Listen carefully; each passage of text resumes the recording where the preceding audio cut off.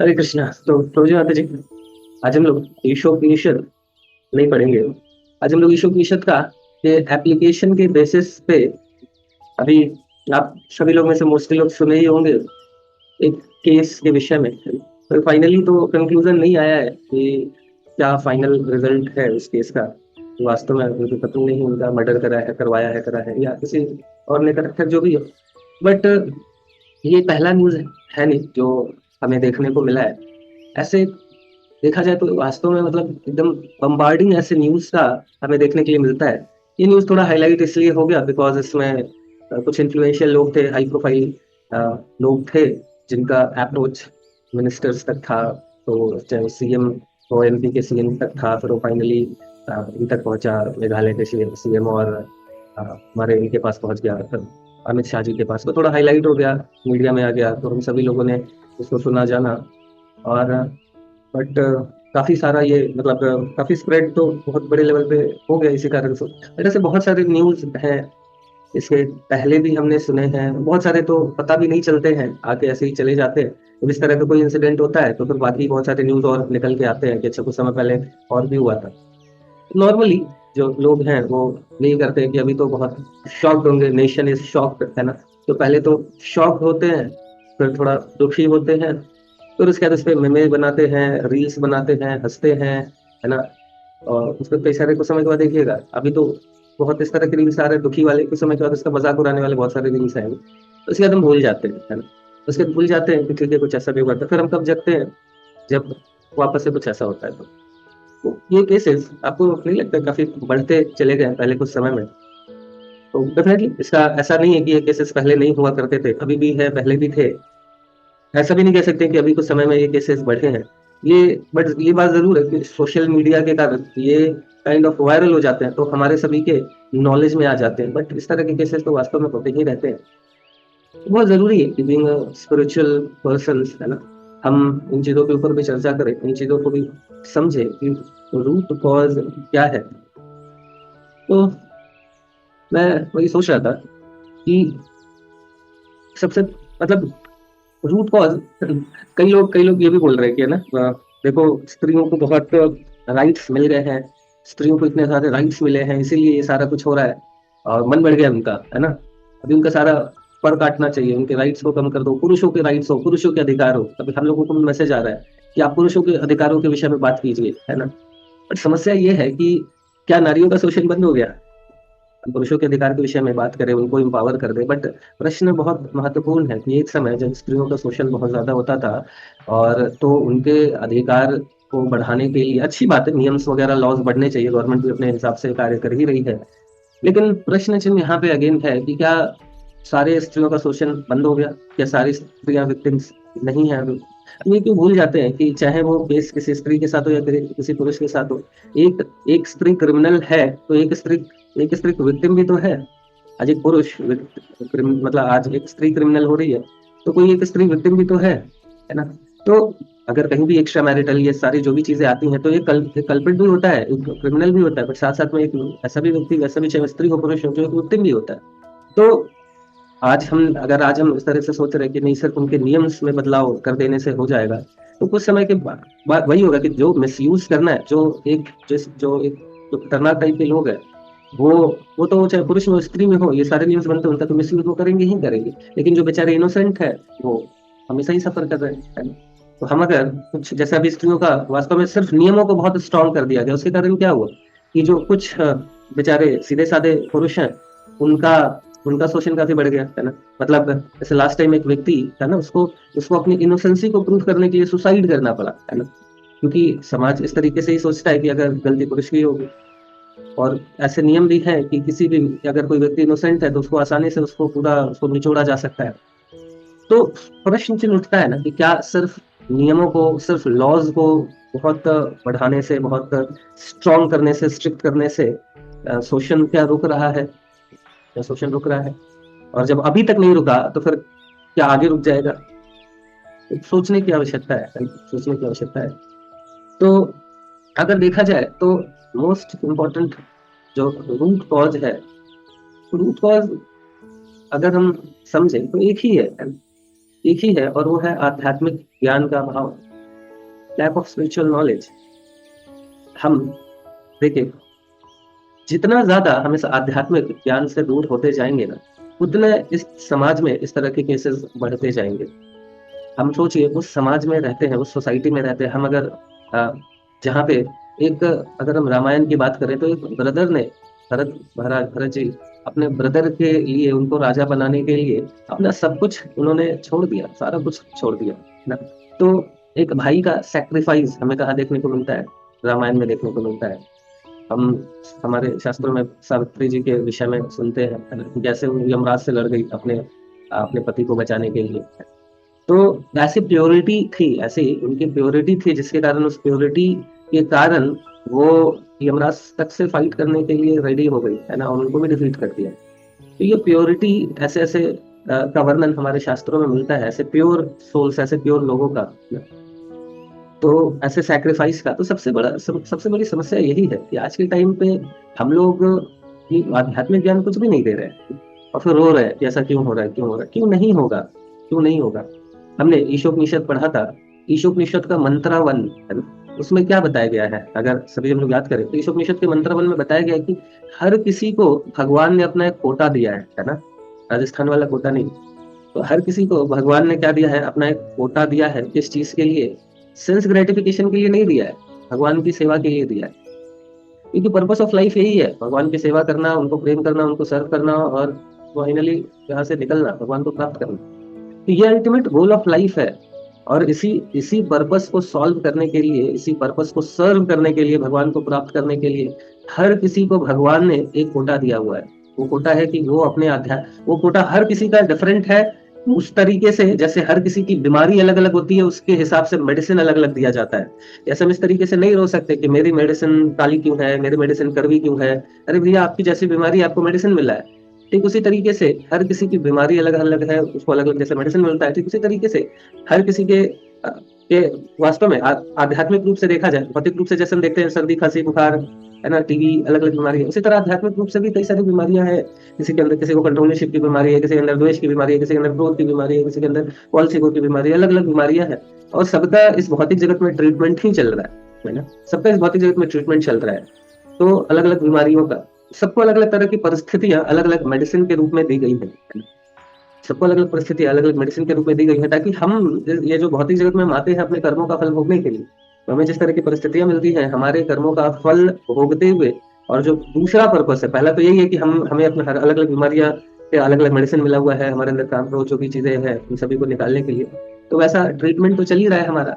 साथ साथ में हर किसी को वो कोटा भी मिला हुआ है जिससे वो क्या कर सके? आध्यात्मिक प्रगति कर सके। तो भगवान इतने सुंदर तरीके से अरेंजमेंट करते हैं कि ऐसी परिस्थितियां हमारे जीवन में देते हैं कि जो एक तो हमारे मतलब एक तो हमारी बीमारियों को भी कम करता रहे, और बीमारियों को कम करने के साथ साथ हमारे जो अंदर जो अल्टीमेट गोल ऑफ लाइफ है ना, भगवान को प्राप्त करना, उसको भी सर्व करता है।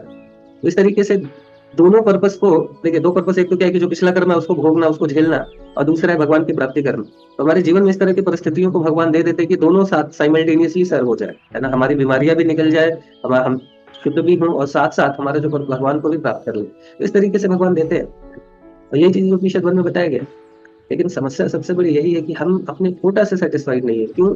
क्योंकि हमें लगता है कि ये जो कोटा दिया गया है वो इंद्र तृप्ति के लिए दिया गया है, तो ही हमारा एक दूसरे से कंपटीशन होता है ना। देखो, उसकी सिचुएशन ऐसी क्यों है, मेरी सिचुएशन वैसी क्यों है, उसका पति वैसा क्यों है, मेरी पत्नी वैसी क्यों है ना, मेरा फाइनेंशियल स्थिति ऐसा है, उसका वैसा है। हर कोई दुखी और डिससेटिस्फाइड ही है, क्योंकि ऐसे ही चलेगा जब तक हम इस चीज को समझेंगे। क्योंकि हर किसी के साथ अलग अलग, कोई किसी का जीवन एकदम ऐसा नहीं है कि चारों उंगलियां घी में ही हो, ऐसा नहीं है। सबके जीवन में कुछ ना कुछ समस्या है ना। क्योंकि हर भौतिक जगत में है, मतलब हम क्रिमिनल्स है, क्रिमिनल्स, तो कर्म तो भोगने आए ना।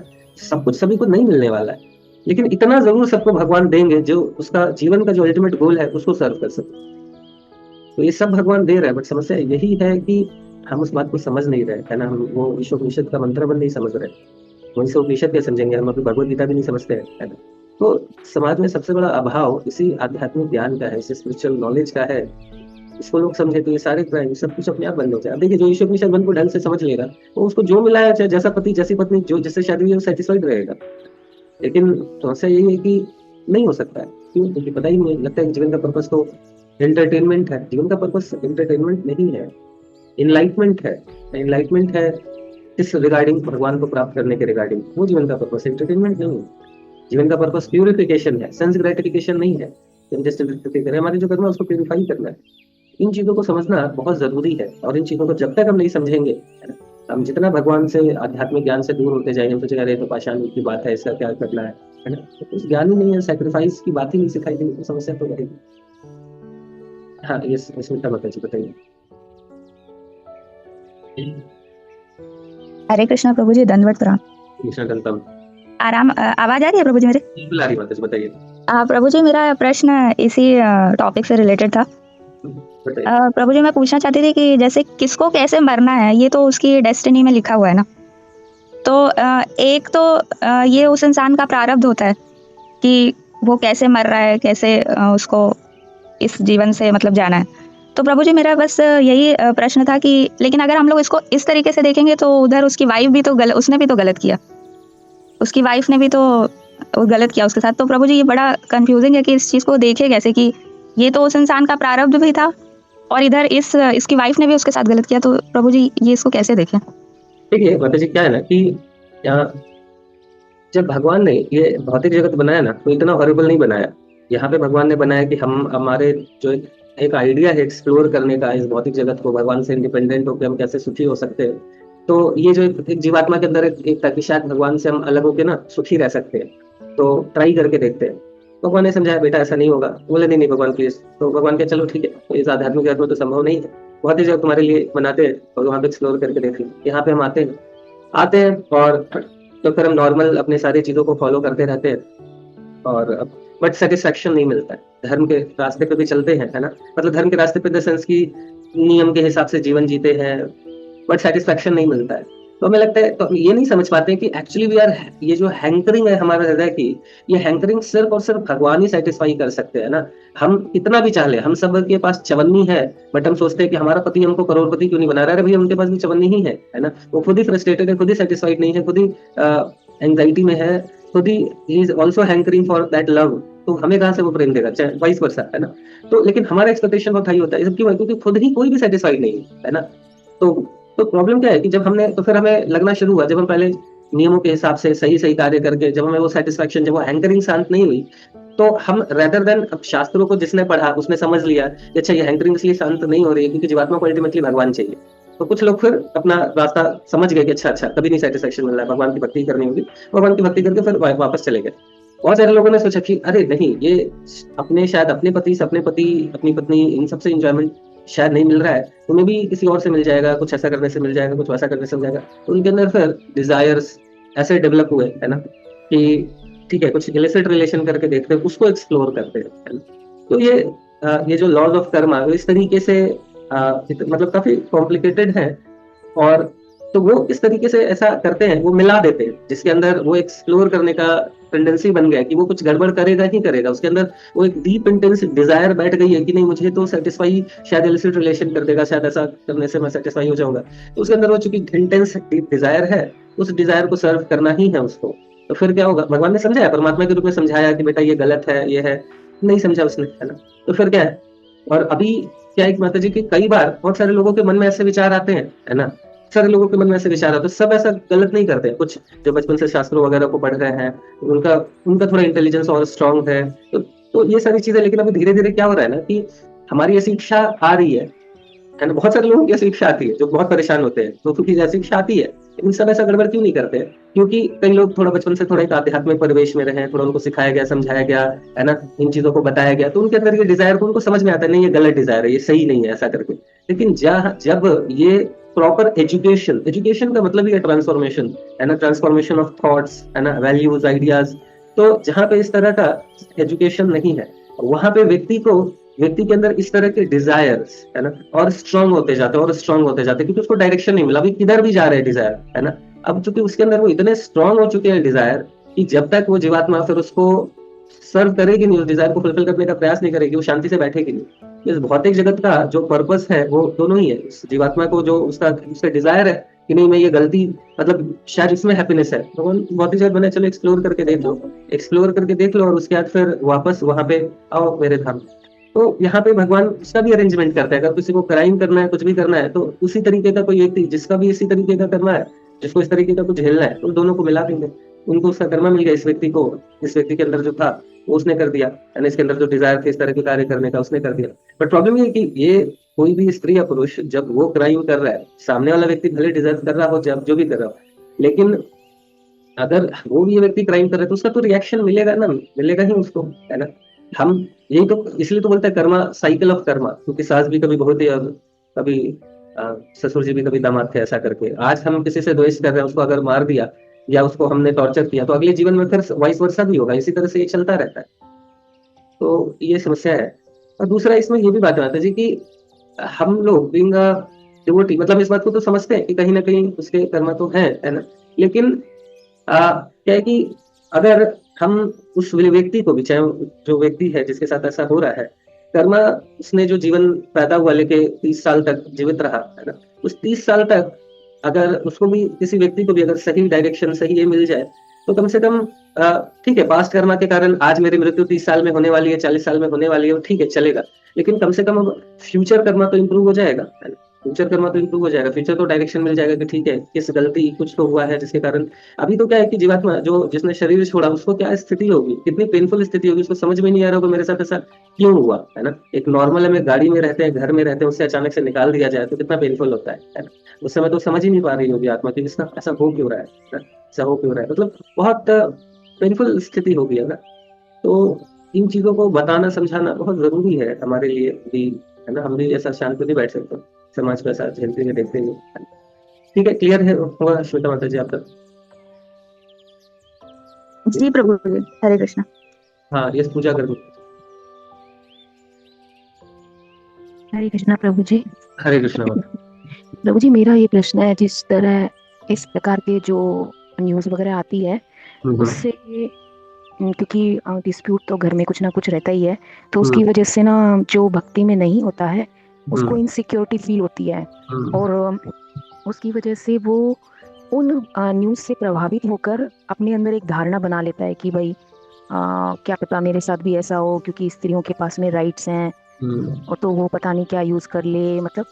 तो जो डेली रूटीन हमारी नॉर्मल लाइफ जो अदर पीपल की है, जबकि भक्ति हमको गाइड करती है, इवन देन ऑल्सो जो भक्ति में नहीं है उसकी वजह से जो फैमिली का एटमॉस्फेयर है वो बहुत डिस्टर्ब हो जाता है, उसकी वजह से भी, उस न्यूज़ की वजह से भी घर में डिस्प्यूट होता है। तो उसका हमें क्या करना चाहिए, हम कैसे सॉल्व कर सकते हैं? हम वो स्टेप नहीं उठाएंगे, लेकिन हम एक सुंदर एक माहौल भक्ति का कैसे मेंटेन कर सकते हैं? यही चीज माता जी समझा के, इसी तरीके से समझा के कि ये सबका रूट कॉज क्या है, लैक ऑफ स्पिरिचुअल नॉलेज, ऐसा बता सकते हैं कि देखिए, डिस्कस कर सकते हैं कि ऐसा ऐसी चीजें क्यों है। जैसे अभी हमने डिस्कस किया ना कि ईशोपनिषद 1 मंत्रा में क्लियरली बताया गया कि be satisfied with your quota, है ना। जो भी मिला है, जैसा भी मिला है, वो आपका कोटा है। People around you may not be perfect but they are perfectly planned by Krishna around you to make you perfect. तो जो भी सिचुएशन मिला है, हम सभी को अपना अपना कोटा मिला है, उस कोटे से सेटिस्फाइड रहना चाहिए, क्योंकि कोटा हमारे लिए बेस्ट है ना। बेस्ट है किसके लिए? हमारे कर्मों को काटने के लिए और भगवान को प्राप्त करने के लिए। यही दो चीज तो करना है ना, कर्मों को काटना है, भगवान को प्राप्त करना है ना। तो ये दो चीज के लिए सबको अपना कोटा मिला हुआ है और बेस्ट कोटा है। तो अगर इस बात को समझेंगे तो फिर हम कोई गलत एक्शन लेके क्यों कर्मा को फर्दर बढ़ाएंगे, क्योंकि पता है कि कोई भी कर्मा है वो उसका झेलना ही पड़ेगा। कोई भी हम गलत एक्शन ले रहे हैं तो उससे समाप्त थोड़ी होने वाला है, फिर वो फर्दर नया कर्मा को जन्म देगा। तो प्रभु जी, मैं किसी और को समझाने के बजाय हम खुद को कैसे उसको टॉलरेट करें, ये पूछना चाहती हूँ। मैं किसी को, मतलब मैं समझाना भी नहीं चाहती हूँ। तो हमें भी माता जी देखिए, हमें भी वही है कि ये हम अगर इस चीज को इस तरीके से समझ सकते हैं कि अगर हम अपने जो भक्ति के अनुकूल है वो हम कर रहे हैं, है ना। जैसे ईशोपनिषद में से बताया गया ना कि फियरलेस कैसे बनना है ना। तो एक ही चीज है कि हम जैसे भगवान के सारे ग्वाल बाल फ्रेंड्स, है ना, तो भगवान को भी एंजाइटी रहती है, बट भगवान से भी ज्यादा एंजाइटी फ्री उनके ग्वाल बाल, उनके फ्रेंड्स रहते हैं। तो उनको क्या करना है, वो उनको simply they have taken shelter of the Lord, है ना। उन्होंने सबने भगवान का शेल्टर लिया है, इसलिए भगवान से भी ज्यादा एंजाइटी फ्री रहते हैं। तो हमारे जीवन में हमें वही करना है ना, कि हमें कंप्लीट शेल्टर लेना है भगवान का। और इसका 2 स्टेप है। स्टेप 1 क्या है कि जो भी भक्ति के लिए अनुकूल है उसको करे, है ना, और जो प्रतिकूल है उसको छोड़े, है ना। जो अनुकूल है करे, प्रतिकूल है छोड़े। और उसके बाद क्या है कि बस उसके बाद जो सेकंड स्टेप क्या है कि फिर देन कंप्लीटली भगवान के ऊपर फेथ रखे, Krishna will definitely protect us. तो हमें किसी भी तरीके से किसी भी चिंता करने की बात नहीं है। अगर भगवान की इच्छा होगी हमारा कुछ अहित होना है तो कोई रोक नहीं सकता है ना। और अगर हमारा कुछ अहित नहीं होने वाला है तो कोई हमारा बाल बाका नहीं कर सकता है ना। तो ये कंप्लीट फेथ रखना है हमें कि हमें, बट हमें इसलिए हमें हमारे हृदय से बिल्कुल ये इनसिक्योरिटी निकाल देनी है और हमें बिल्कुल सर्व करना है सभी को अच्छे से, है ना, और हमें बिल्कुल फेथ रखना कि कृष्णा विल प्रोटेक्ट अस। ठीक है माता जी? जी प्रभु जी। जी हमें हमें बिल्कुल अच्छे से, जैसे हमने समझा है कि शुक्निशत मन का मंत्र एकदम बिल्कुल अच्छे से जो भी है हमें सही तरीके से सर्व करना है ना। कई बार अभी मतलब ये भी बहुत समय तो शायद नहीं बचा अभी, नहीं तो मैं इसमें थोड़ा सा और भी चर्चा करता कि देखिए वही है ना कि कई बार हम भक्ति, अभी अनुकूल प्रतिकूल को मैंने बोला कि छोड़ देना है, प्रतिकूल को छोड़ने का मतलब ये नहीं है कि हमारे पति पत्नी भक्ति में सपोर्ट नहीं कर रहे उन्हीं को छोड़ दे, है ना। हम श्रीमद् भागवतम में भगवान इस बात को बताते हैं कि जिसको जिस भी परिस्थिति में रखा गया है उसको आराम से उसी परिस्थिति में रहना चाहिए। अपनी परिस्थिति को बदलने का प्रयास करने, मतलब कहने का तो इसको थोड़ा सा, एक समय कम है, मैं इसको कैसे समझा पाऊंगा, तो शॉर्ट में थोड़ा समझाता हूँ, समझने का प्रयास कीजिएगा, अदरवाइज फिर क्वेश्चन आंसर में डिस्कस कर लेंगे हम लोग उसको। तो क्या है कि भगवान ने सबको एक एक परिस्थिति दी हुई है ना, अलग अलग लोगों के रूप में, अलग अलग फिजिकल कैपेबिलिटीज के रूप में, अलग अलग स्पाउस और सब अलग अलग चीजें दी गई है ना। तो हम भक्ति के अनुकूल है, इसका मतलब ये नहीं है कि अच्छा ठीक है हमारा पति ये मतलब सपोर्ट नहीं कर रहा है, इसको छोड़ दो, हमारी पत्नी सपोर्ट नहीं कर रही, इसको छोड़ दो, अभी हम अकेले रह के भक्ति करेंगे। ये सही नहीं है ना, ये मूर्खता है, ये मूर्खता है। हमें हमें अगेन क्यों भूल जा रहे हैं ईशोपनिषद का मंत्रावन, है ना, कि हमें सबको अपना अपना कोटा मिला हुआ है। तभी छोड़ सकते हैं जब एकदम लग रहा है कि अब हम एकदम, हमें ना 2-4 बार सुपारी दे दी गई है, चलो एक बार भी एटलीस्ट सुपारी हमारी दी हुई है ना, हमको मिट्टी तेल तो छिड़क ही दिया गया था, खाली माचिस लगाना बाकी था। अगर हमें लग रहा है कि नहीं लाइफ थ्रेटनिंग है हमारी, है ना, तो फिर अलग बात है। अगर लग रहा है कि लाइफ को ही डेंजर में है हमारे एकदम, और वो नहीं कि शक, अभी ये सिचुएशन हुई तो हमारे दिमाग में शक बैठ गया। मैं जनरल केस बता रहा हूँ माता जी, क्योंकि और भी कई लोग हैं, कई बार मेरे पास ऐसे प्रश्न आते हैं, मतलब आते हैं कि वो हस्बैंड, मुझे भक्ति करनी है, मेरे हस्बैंड या वाइफ सपोर्ट नहीं कर रहा हूँ, मैं सोच रहा हूँ उनको डिवोर्स दे दूँ। तो मतलब ये मूर्खता है बेसिकली, है ना, क्योंकि सपोर्ट नहीं करने का मतलब भक्ति के जो अनुकूल है, और फिर बताते हैं आपने तो बोले भक्ति के अनुकूल है उसको करना है, भक्ति के अनुकूल का मतलब छोड़ना ही थोड़ी है। हम फिर ऐसे कितना छोड़ेंगे, फिर पहले आज यहाँ छोड़े वहां छोड़े, सबको छोड़ना पड़ जाएगा। भक्त लोग क्या मंदिर में आके भक्तों के साथ रहेंगे तो भक्त लोग क्या, सबका अपना अपना कंडीशनिंग है, उनसे भी झगड़ा होगा। तो जो झगड़ा कर रहा है वो हमेशा झगड़ा करेगा, है ना। तो प्रॉब्लम वो रूट कॉज को समझना पड़ेगा कि हमें जो भी स्थिति भगवान ने दी है, जैसी भी स्थिति है ना, उसमें क्या हम भगवान का नाम लेने से तो कोई रोक नहीं सकता है। प्रसाद मतलब एकदम ऐसा भी नहीं है, चलो माला करने से बहुत वर्स्ट कंडीशन है, माला करने से रोक दिया, तो मुंह से तो जुब्बा से तो भगवान का नाम लेने से कोई नहीं रोक सकता है ना। कौन रोक लेगा हमें जुब्बा से नाम लेने से, है ना। प्रसाद खाने से कौन रोक लेगा, है ना। हम अगर चाहें तो चाहे जाए कि नहीं हम प्रसाद ही खाएंगे, है ना, और जेन्युइनली हमारे डिजायर हो गया, स्पेशली माताओं के केस में तो उनको कोई नहीं रोक सकता है। हमारे भक्ति के लिए जो मतलब वही है कि भगवान जिस स्थिति में रख के हमें जिस तरह से सेवा करवाना चाहते हैं उससे हम सेटिस्फाइड रहे, दूसरे क्या सेवा करे उससे कंपटीशन नहीं करना है ना। तो भगवान ने सबको कोटा दिया है, भगवान मूर्ख नहीं है, भगवान पे फेथ रखना चाहिए। भगवान ने सबको बेस्ट कोटा दिया, उनके प्यूरिफिकेशन दोनों चीज का ध्यान रखना है ना भगवान को, उसका उनको प्यूरिफाई भी करना है, उसके अंदर जो उसका जो कर्म है उसको भी प्यूरिफाई करना है, उसके काम क्रोध को भी प्यूरिफाई करना है, और प्लस उसकी आध्यात्मिक प्रगति भी करानी है। हम भूल जाते हैं कि हम आध्यात्मिक प्रगति तो सोच रहे हैं, बट हमारे अंदर जो काम क्रोध द्वेष बहुत सारा कचरा भरा हुआ है उसको भी तो शुद्ध करना है, और जो हमारे पुराने कर्म है उसको भी तो खत्म करना है। तो हम वो देख रहे हैं, तो इसलिए आराम से जिस स्थिति में है रहते हुए अच्छे से भक्ति करें और फिर निकले, ये हमारा गोल होना चाहिए। हरे कृष्णा कृष्ण कृष्ण हरे हरे, हरे राम